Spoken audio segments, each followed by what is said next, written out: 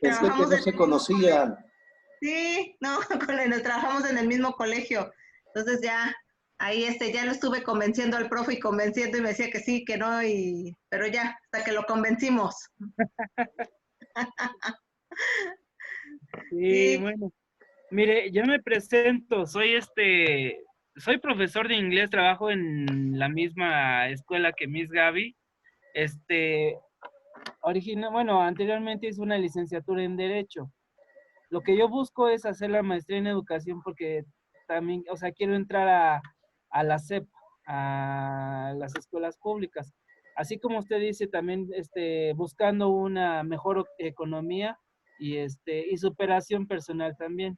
Por eso es que nos encontramos ahorita aquí en lo de la maestría. Pues vas en buen camino. Yo considero que es una oportunidad también para ir creciendo.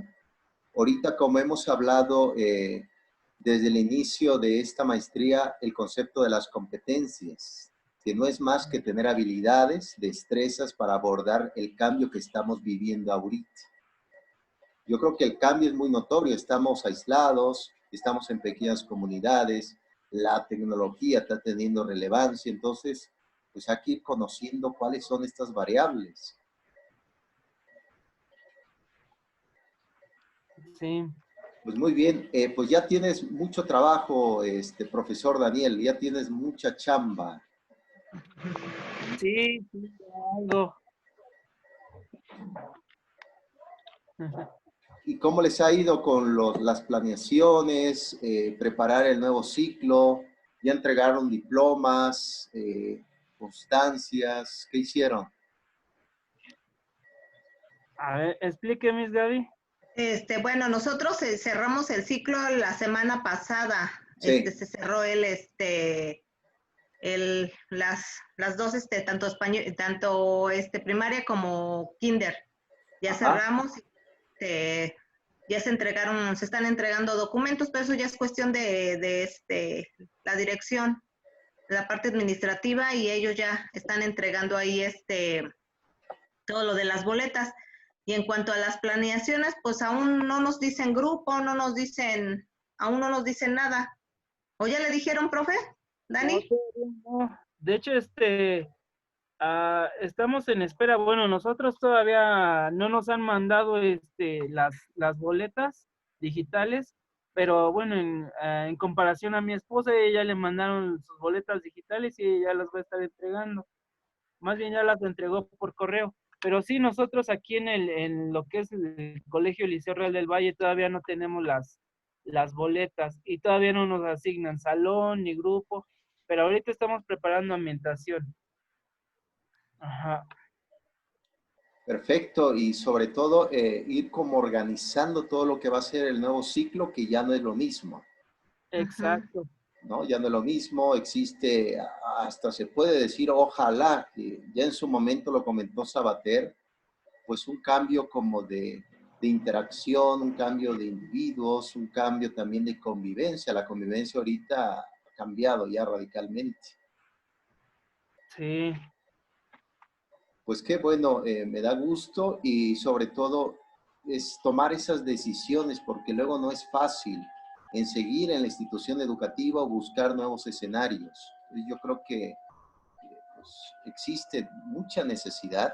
Y fíjate, por ejemplo, en tu caso, profesor Daniel, sí, desde, le he comentado también a tu compañera en esta maestría, desde que se fundó la SEP en 1921, el objetivo ajá, precisamente era el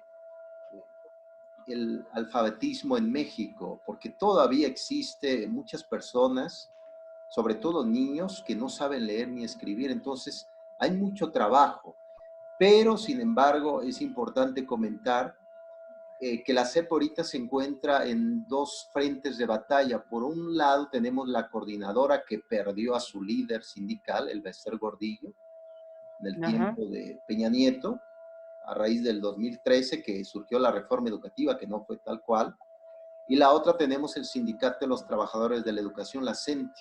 Entonces son dos batallas fuertes. Por un lado se exige planeación, por otro lado se exige calidad, pero pues hasta ahora tenemos un rezago educativo en México. Y por lo tanto, a raíz de esa premisa, es importante el estudio de la maestría para ir comprendiendo de qué manera le vamos a entrar al eje de la educación en México, Exacto. ¿no? Sí. Pues muy bien. ¿Algo más que quieran comentar? No, pues por el momento no. Me imagino que les gusta a ustedes la docencia, ¿no? Estar con los jóvenes, aprender, enseñar. Sí, Sí, sí, vaya, en la escuela, aparte de no sé, demostrar a los pequeños el poco, mucho conocimiento que tengamos de la materia, también diariamente se aprende, vaya, de lo que ellos saben, de la realidad que viven ellos, de las nuevas tecnologías, digo, y está muy bien, o sea, se me hace un trabajo muy, que te paga, y no económicamente, sino que te da a ganar varias cosas, además del conocimiento. Entonces, pues sí, por eso también esa es otra parte por la cual estamos queriendo seguir por este camino, vaya. Sí, muy bien lo comentas. Es una profesión noble. Se enriquece el conocimiento y sobre todo la parte de la didáctica que se comprende en enseñanza y aprendizaje. El que enseña aprende también, Exacto. ¿no? Te preparas tus clases. Me imagino que tú y tu compañera organizan su clase previa, ven qué estrategias van a utilizar, de qué manera se va a enseñar, cuál va a ser el escenario que van a abordar a los niños. Es una gran diversidad de mucho trabajo. Sí, exacto. Pues mira, te doy la bienvenida, profesor Daniel. Entraste, pero qué bueno que entraste, algo tarde, pero entraste ya vamos en la sexta clase. en la sexta, sí. Exacto. Bueno, deberíamos ir en la séptima clase, pero por ahí estamos retomando algunas estructuras todavía pendientes. Pero qué bueno Ok. que entraste y qué bueno que hubo un convencimiento de tu compañera también, ¿no? Que vinieras al concepto de la maestría. Sí, Pues sí, muy muchas bien. gracias.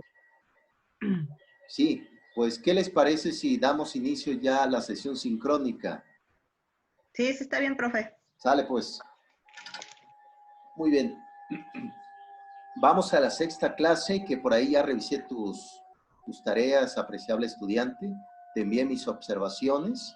No Ujú. sé si ya pudiste ver las observaciones que en la plataforma que te hice.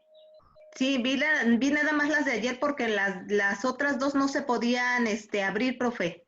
¿Ok? Entonces, porque creo que están en mantenimiento, eso es lo que les comentaba yo ayer en la escuela, que no Ajá. las podía ver, pero por lo que yo entendí, es que usted yo creo que se la mando los jueves y ya el viernes en la tarde, noche, yo me imagino que usted me tiene que volver así a regresar como me las regresó hoy para que yo vea sus observaciones. Eso fue lo que yo le entendí, porque ni ellas me supieron decir.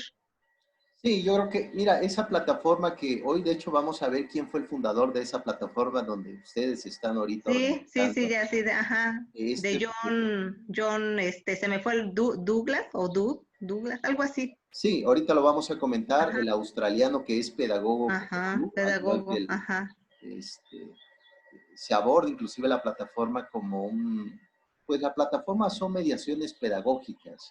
Les he comentado a ustedes que en sí la tecnología no es educación, es una No. herramienta que puede ayudar para el aprendizaje. Hay muchísima información. Fíjense, ahorita junto con mi esposa doy clases en otra universidad. Tenemos muchos alumnos, pero cuando se trata, por ejemplo, de entregar ensayos, la mayoría, un 90%, es plagio. Lo Ajá. toman de la wiki, Wikipedia. Wiki significa en el lenguaje necio rápido. Es una información rápida, pero eso no significa que tenga sustento científico. Entonces, por lo tanto, hay un sinfín de plagios terribles. Ajá. Se hace, se les da el consejo, y es parte de ese consejo científico, de utilizar el formato APA versión 6, que es entre paréntesis, primer apellido del autor, coma, la fecha del libro que se publicó, ¿Qué fecha? Por ejemplo, 2017. Y hasta ahí cierra paréntesis, punto. Hasta ahí es el formato APA versión 6. Apellido y fecha de la publicación del libro. Y ese es el formato versión 6, entre comillas, el texto. ¿Por qué? Porque para que uno le dé el crédito también a alguien más. Porque esa persona pensó por nosotros. Es importante. Y qué bueno que volviste a subir otra vez tu trabajo, apreciable estudiante. Lo voy a volver a revisar el día de hoy. Te envío mis observaciones. Sí. Y al igual que tu compañero, ya está todas las actividades en línea hasta agosto. Entonces, vayan trabajando. Igual el profesor que acaba de entrar, que vaya trabajando a marchas, para que se ponga al corriente también y ya en agosto estemos cerrando ya estas 3 materias. Perfecto. Muy bien. Vamos con la 6ª clase, introducción basada en competencias. Habíamos hablado, profesor Daniel, inclusive tu compañera, el concepto de las competencias. Apreciable estudiante, ¿le quieres decir a tu compañero Daniel qué es competencias? Las competencias son habilidades y conocimientos. Bueno, a grandes rasgos, eso es lo que se sintetiza. O más bien así le entiendo yo. No es correcto, lo dices bien. Esas habilidades y destrezas se da también de forma innata en la familia, en los núcleos de la familia. Desde que nace un niño, los niños, las niñas, están propensos al aprendizaje por la herencia genética que ya nos comentó Jean Piaget, ¿se acuerdan? De la psicología del niño, de Piaget. Entonces, hay una herencia, hay un aprendizaje, hay una apertura al conocimiento. Pero, sin embargo, hay ciertas habilidades que el niño aprende desde la familia. ¿Qué habilidades? La convivencia, la escucha, la tolerancia. Hay también otra habilidad que está pasando desapercibida en el ámbito de la familia, que es también estar preparados a la frustración. Hay cosas que no salen, ustedes lo han de saber como profesores. Cuando uno prepara su clase y resulta que no sale bien, pues dices, Dios mío, tuve 3 horas trabajando y no salió nada de eso. ¿Qué pasa? Pues hay que estar abierto a la frustración porque la frustración también genera aprendizaje. Esas habilidades se van a combinar con el ámbito escolar y va a formar lo que se llama competencia. ¿Y qué son? Como muy bien lo comentas, profesora, habilidades. ¿Para qué? Para la vida, para resolver problemas, para dar alternativas y sobre todo para adaptarse al cambio que estamos viviendo actualmente. Muy bien. El texto que vamos a revisar ahora, muy bien, apreciable estudiante, esa es la explicación, habilidades. No se te olvide y no se le olvide también al profesor que hasta ahora no tenemos un diccionario exacto de que nos diga qué es competencias. Muy bien. Muy bien. Ahora bien, vamos a entrar al texto Educación en el siglo XXI de Fernando Solana, un profesor, jurista, investigador, que tuvo por ahí mucha convivencia con otro personaje importante también de la vida en México de la educación, Pablo Latapí. Pablo Latapí, investigador, de hecho por ahí tiene un texto que se llama La SEP desde adentro. Explica la forma como trabaja la Secretaría de Educación Pública, los proyectos, las propuestas, las didácticas, la pedagogía. Mucha chamba. Entonces, esta educación del siglo XXI es una mirada de lo que son los retos de lo que estamos viviendo ahora. Fíjense, ningún pedagogo, ningún educador o profesor se imaginó lo que íbamos a estar viviendo a partir del 2020. Se especulaba que iba a venir por ahí algún desastre. Ya ves que existe profetas, vienen profetas, van profetas y todos quieren explicar que se va a terminar el mundo en el 2000, en el 2010. Pero nadie pudo saber cuál va a ser la magnitud de esta pandemia que estamos viviendo. Entonces yo creo y considero que ahorita hay que estar abiertas también a los nuevos pensamientos que vamos a ir viviendo en México. Sale pues, vamos a ver qué dice el profesor Fernando, también Pablo Latapí, en la educación del siglo XXI. Pueden ir interviniendo a la hora que se dé la oportunidad y a la hora que ustedes lo requieran. Bien, dinámica. ¿A qué nos referimos con dinámica en un aula de clases? Ah, se podría decir que, que es la parte activa en donde los alumnos participan no solamente como escuchando, sino también de una forma más kinestésica. Sí, Sí, es correcto. participando, ¿no? Participando ellos en el área o lo que estamos haciendo, ¿no? Ajá. Es correcto. Ahorita se habla mucho de esta pedagogía progresista del siglo XXI, que es precisamente el aula invertida, que lo que se quiere es que el alumno desde su casa ya traiga tras de sí un contenido de lo que va a ser la materia del día de hoy y pueda participar. Recuerden que el modelo de escuela es un modelo que viene del profesor Michel Foucault. Fue un francés del siglo XX que tiene muchos libros. Uno de ellos se llama Vigilar y Castigar, de Paul Michel Foucault. Michel Foucault, eh, su concepción de escuela lo toma de las prisiones.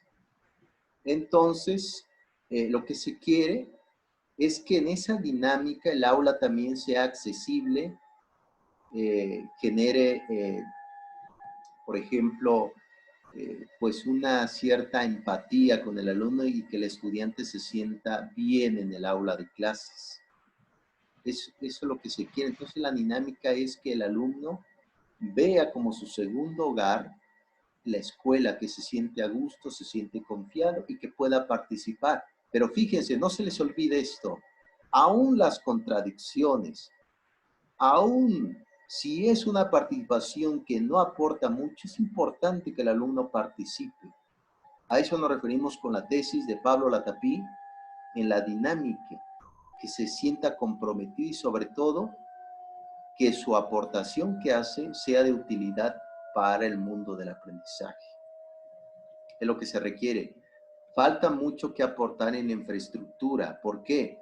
Porque si ustedes echan un vistazo a las escuelas públicas en México, las escuelas tienen barrotes, tienen escuelas que no tienen mucho aire, no entra el sol, como si fuera una prisión. Entonces el niño se siente en desconfianza en ese ambiente, en ese entorno geográfico.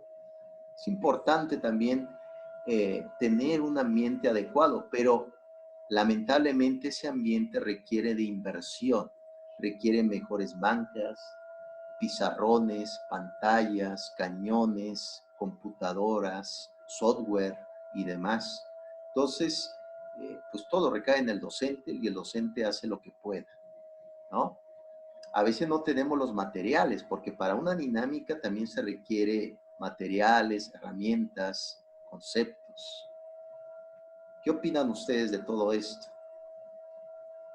Así que es verdad como usted lo planteamos, no me acuerdo en qué clase que decía que es verdad que las escuelas parecen cárceles, ¿no? Sí, Que son parecidas a las épocas de que encerraban, ¿no? Que tienen una estructura parecida a las cárceles y pues igual, ¿no?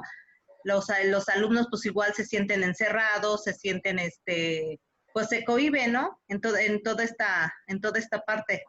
Entonces sí tiene mucha razón en que a veces los niños no tienen buenas participaciones porque siempre se hacen las clases encerrados. Lo que sí voy a alabar del profe Dani es que él sí lo saca, los he visto que sí lo saca mucho. Entonces esa parte es la de la dinámica, ¿no? Que saca a claro. los niños. Pues igual se distrae, ¿no? Yo creo que ya me había aprendido hasta las letras. Excelente, muy bien, excelente. Y ya complementando lo que dice Miss Gaby, sí, muchas veces vemos escuelas públicas que hasta tienen alambrados y alambre de púas y bueno, parecen verdaderas cárceles. Y bueno, eso también de entrada no es como que algo agradable al ver para un niño, pero sí muchas veces eso es el primer aspecto que se lleva uno, la primera imagen que se lleva uno de la escuela, y así mismo ya llevas esa idea con tu profesor y sientes que, o sea, te cohibes. Ajá. Sí, sobre todo vas ahí,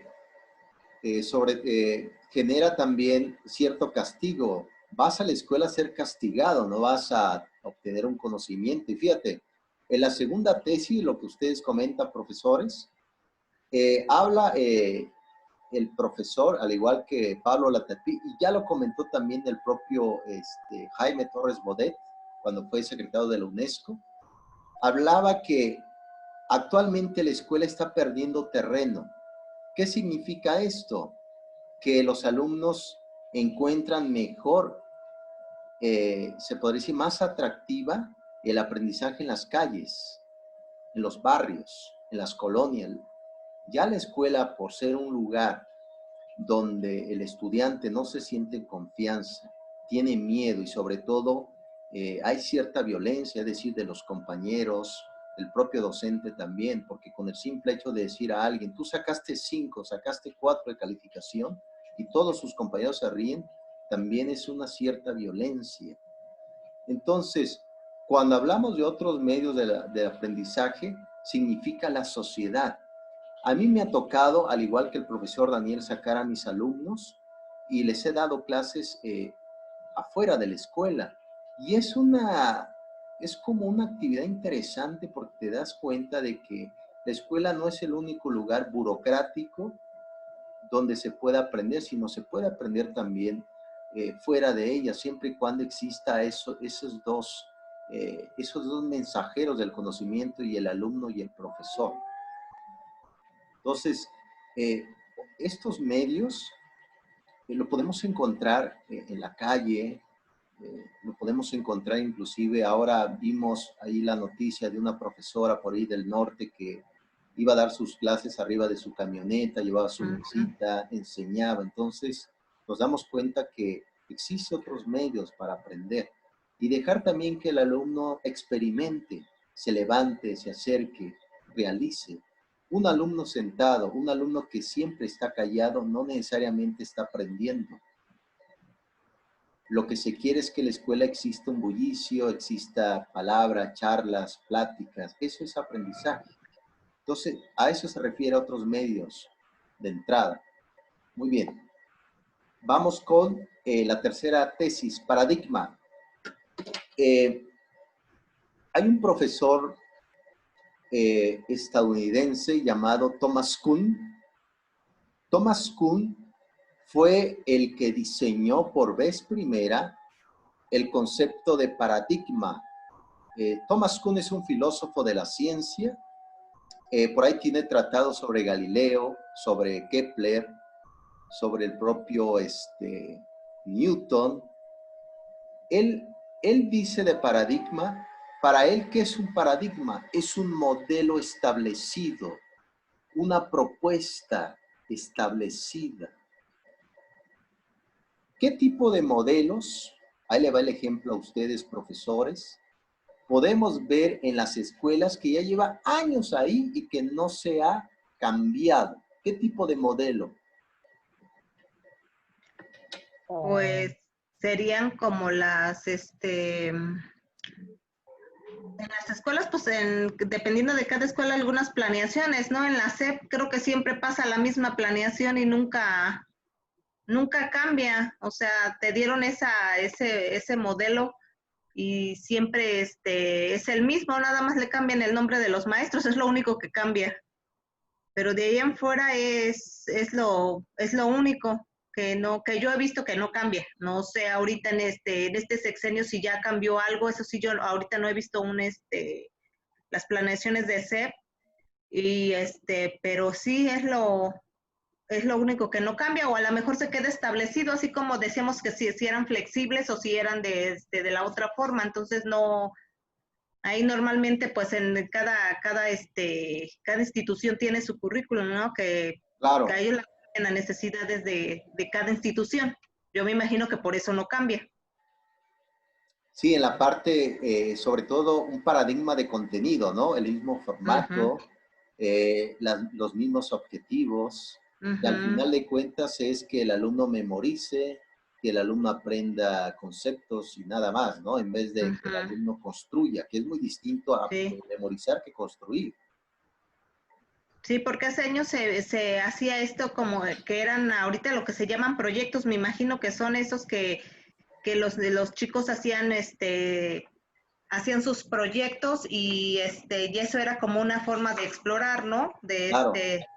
Pero ya después no sé por qué los quitarían, si no sé si porque no habría presupuesto o no sé en qué sentido, pero ya se dejaron de hacer, pero eran buenos porque los chicos sí hacían, hasta los pequeños, me acuerdo que hacíamos lo de la planta y otros temas ahí que se veían y sí Sí. les gustaba, pero no sé, ya después también eso yo lo vi en la primaria, pero ya después se quitó y ya no supe qué pasó.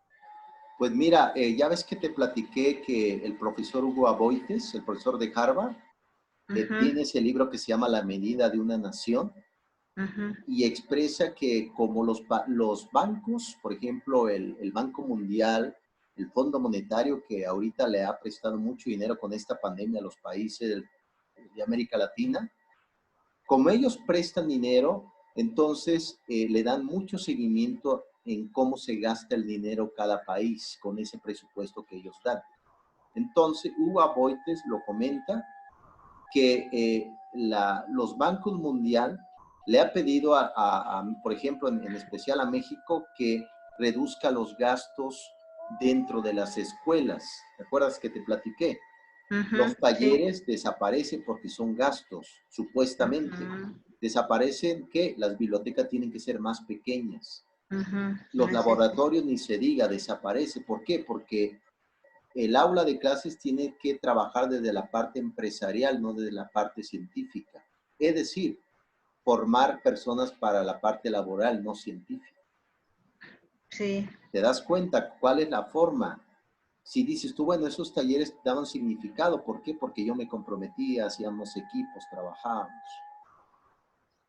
Sí, igual lo del PIB, ¿no? Que es ahí aquí donde entra todo toda esta repartición de gastos en general para Sí, para el gobierno, ¿no? Entonces ahí, es lo que bueno, en un seminario eso comentábamos, ¿no? Que sí, yo les decía que tenía la duda de Cuba, que sí, por qué Cuba tiene los mejores médicos y eso, entonces me decía o el maestro, dices que tú no sabías que en México creo que eso no se da, ya no recuerdo, que el bienestar, que el gasto del bienestar, no tengo idea si aquí ya no lo investigué, pero por ejemplo allá se le daba el mentado gasto de bienestar que empezaba por la educación. Entonces dice, tú verás un pueblo muy pobre, que es muy pobre, claro. pero en el sentido de la educación, cuando es la repartición del PIB, ahí es a donde a la educación y a la investigación se le da más recursos.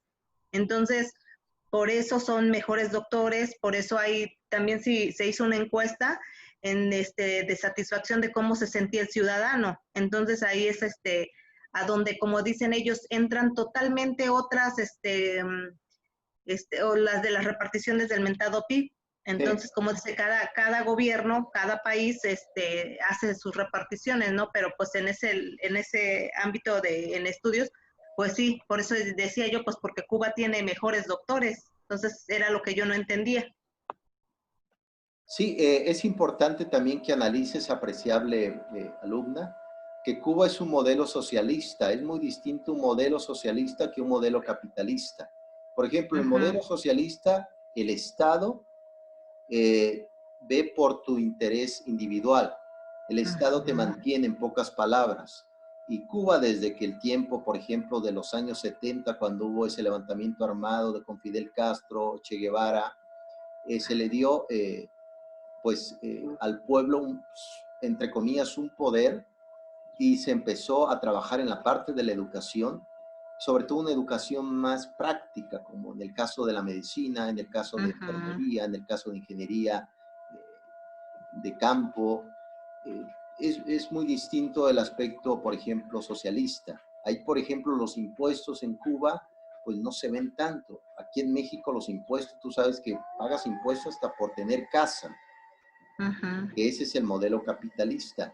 Pero fíjate, les recomiendo por ahí que revisen a Eduardo Andere. Eduardo Andere, en su libro México, un fracaso monumental, él analiza cuánto se le ha invertido en México en el PIB, en el Producto Interno Bruto, y resulta que se le ha invertido mucho dinero. Pero dices tú, bueno, si se le invierte mucho dinero, ¿por qué razón no hay cambios? Pues entra la burocracia, se roban dinero, como no hay una planificación, se gasta en cosas que pues, no son de interés, ¿no? En comprar muchas computadoras, pero quedan arrumbadas y resulta que el software ya caducó, ¿no? Sí. Entonces, son diferentes paradigmas, sobre todo la parte curricular, y pues hace mucho que trabajar. ¿Y qué les parece si nos quedamos en esta cuarta tesis? Nos damos un pequeño receso y regresamos a la segunda y última sesión. ¿Qué les parece? Sí, sí, está bien.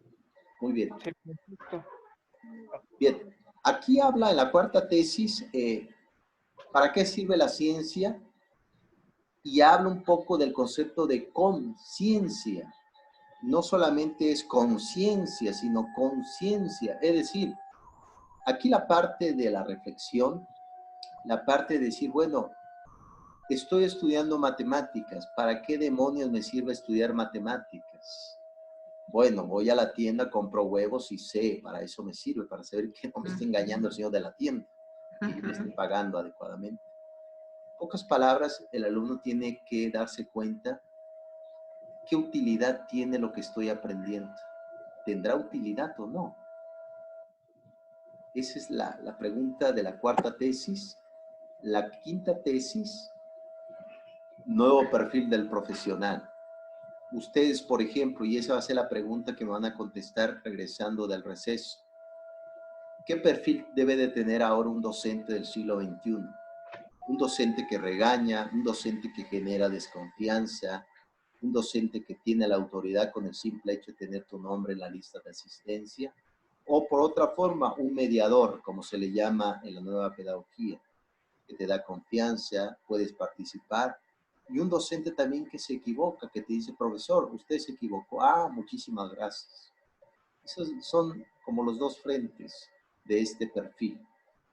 Pues muy bien, apreciables estudiantes, ¿qué les parece si tomamos un pequeño recesito de 2 minutos y ahorita les voy a enviar otra vez la liga y nos conectamos otra vez? Sí, sí, está bien. Perfecto. ¿Sale? Muy bien. Sí, profe. Ahorita nos vemos entonces. Les Sí, envío profe. otra vez la liga. Sí. Sale pues.